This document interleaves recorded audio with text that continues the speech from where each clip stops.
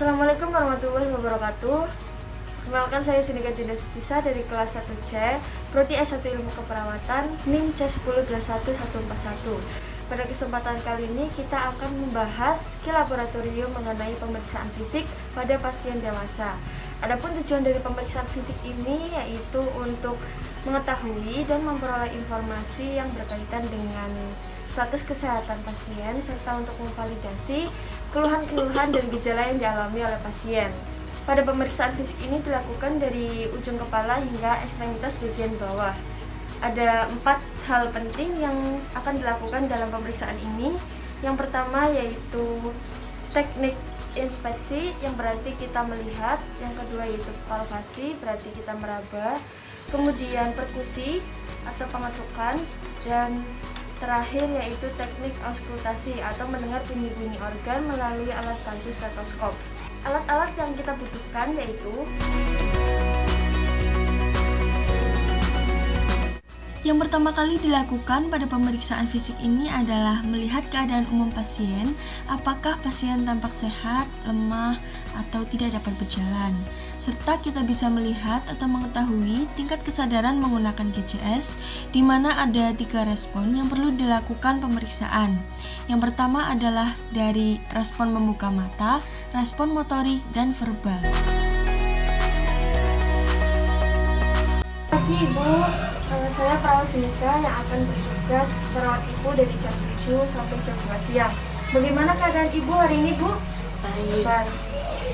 Bisa tolong Ibu saya untuk menyebutkan nama dan usianya terlebih dahulu? Giska, usia 18 tahun. Baik, sudah sesuai dengan bilangnya ya, Ibu. Jadi kedatangan saya di sini yaitu untuk memeriksa keadaan fisik Ibu dari ujung kepala hingga kaki, yang mana tujuannya untuk memperoleh informasi terkait status kesehatan Ibu. Jadi apabila nanti ada kendala atau masalah bisa dilaporkan untuk kegiatan lebih lanjut. Baik, apakah Ibu bersedia? Iya. Sebelumnya saya periksa dulu tanda-tanda vital pada Ibu ya, Bu.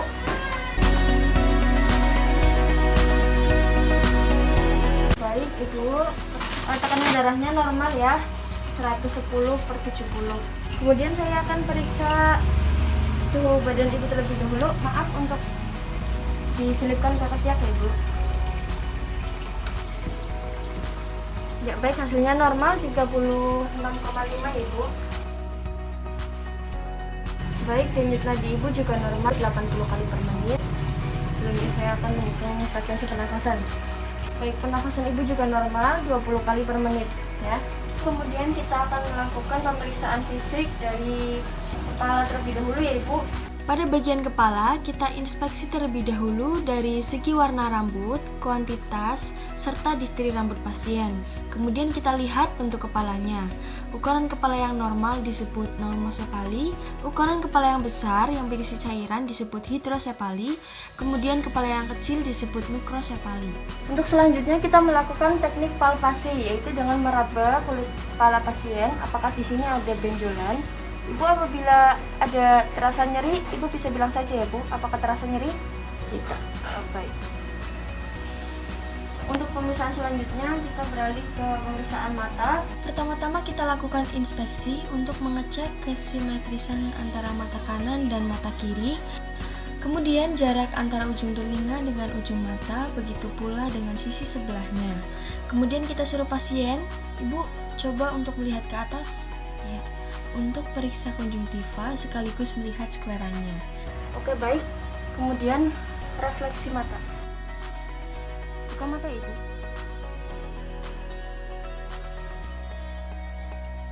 Baik. Bu, sekarang kita melakukan pemeriksaan bagian hidung. Pada teknik inspeksi kita bisa lihat dengan cara melihat kesimetrisan antara tulang hidung ya. Apakah mengalami bengkok tulang atau tidak, kemudian lubang hidung antara kanan dan kiri. Lalu kita tahan untuk melihat kepatanan jalan nafas pada hidung pasien. Coba tarik nafas, Ibu. Hembuskan perlahan. Ya, baik. Pada saat meraba, kita lihat apakah pasien merasa nyeri. Ibu, apakah terasa nyeri? Jika pasien mengalami nyeri, kita curigai pasien mengalami sinusitis. Baik, untuk pemeriksaan selanjutnya kita lanjut pada Bagian mulut bisa dilihat dari warna bibir, kelembapan pada bagian bibir atas maupun bibir bawah. Apakah ada luka atau sariawan? Coba dibuka mulutnya ibu. Oke, sambil kita lihat lebar lagi. Lihat giginya apakah ada karies atau tidak. Lidahnya, tonsilnya, julurkan ibu lidahnya. Iya, baik. Oke, angkat lidahnya ibu. Nah, oke sudah. Kemudian kita periksa bagian telinga pasien. Yang pertama kita menggunakan teknik inspeksi, yaitu dengan melihat kesimetrisan dari bentuk daun telinga pasien. Bisa dilihat antara daun telinga kiri dan kanan, apakah ada kotoran atau luka yang terdapat pada daun telinga. Pada teknik palpasi kita bisa meraba daun telinga pasien, apakah di sini terdapat luka atau nyeri. Apakah terasa nyeri, Bu? Oh, tidak. Baik. Kemudian kita bisa lakukan pemeriksaan pada bagian telinga dalam menggunakan pen light. Ibu bisa menoleh ke kiri lebih dulu. Ya, baik. Saya periksa dulu bagian dalam telinga Ibu. Baik, permisi. Apakah ada luka di dalam telinga? Baik, telinganya sehat ya Ibu. Pada pemeriksaan berikutnya kita bisa memeriksa bagian leher pasien.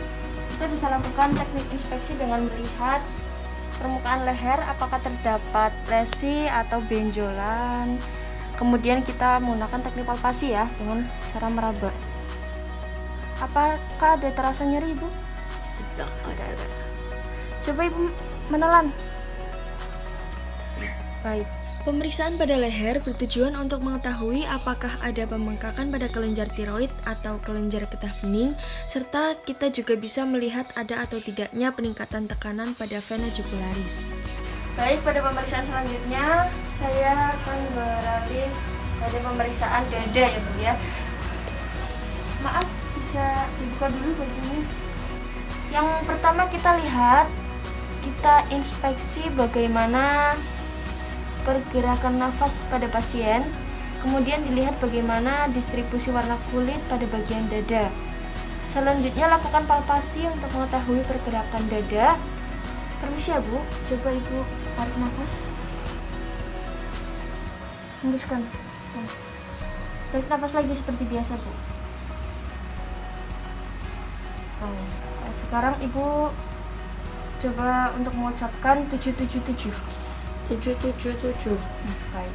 Pada palpasi kita bisa melakukan periksa vokal primitus dengan meminta pasien mengucap 777 atau 99 beberapa kali pada bagian depan dan belakang. Selanjutnya kita menggunakan teknik perkusi. Permisi ya Bu. Untuk teknik auskultasi kita bisa mendengarkan suara organ dengan menggunakan alat bantu stetoskop. Sekarang kita akan melakukan pemeriksaan pada bagian perut. Kita bisa inspeksi bagian perut pasien ya. Kemudian kita lihat bagaimana kulitnya, apakah ada lesi atau tidak. Lihat umbilikusnya juga, lalu kita lakukan auskultasi bising usus.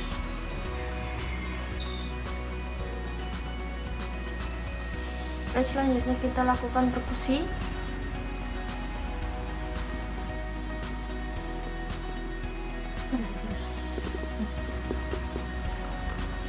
Kemudian kita lakukan palpasi. Palpasi dapat dilakukan pada palpasi ringan dan palpasi dalam. Apakah terasa nyeri, Bu? Tidak. Sekarang kita lanjut pemeriksaan bagian ekstremitas bawah, yaitu pada bagian kaki. Permisi Ibu, saya akan buka selimutnya.